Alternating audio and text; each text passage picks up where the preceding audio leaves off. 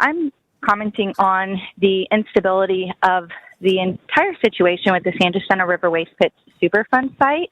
The site is a ticking time bomb, and our communities need our county to step in. The EPA ruled at this site in 2017 after Hurricane Harvey for full removal, and that northern pit is still sitting there in the river. In fact, with this recent flood, it had 7.5 feet of water on top of that site.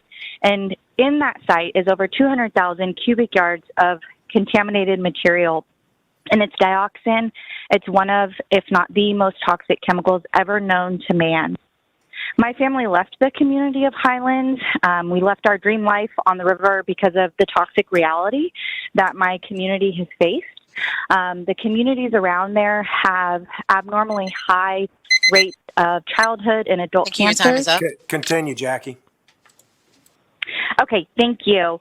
And there's a childhood cancer there that's over 16 times the state average, in addition to birth defects and among the highest maternal mortality rates in our nation.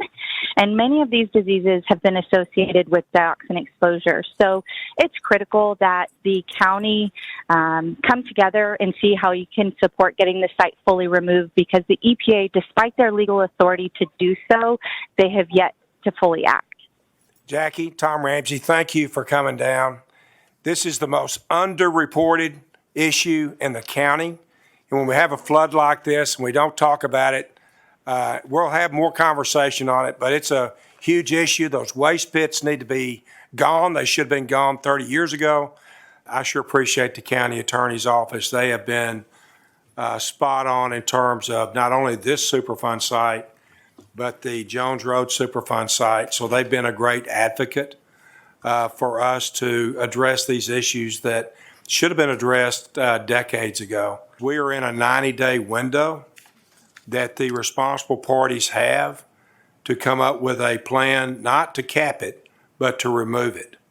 And at the end of the 90 days, I would like for us to be prepared to engage, Jonathan, in terms of reacting to it, not wait until they don't respond, because the responsible parties, which I'll not mention their names, International Paper and Waste Management, but they've got a really bad record of not doing what they say they're going to do.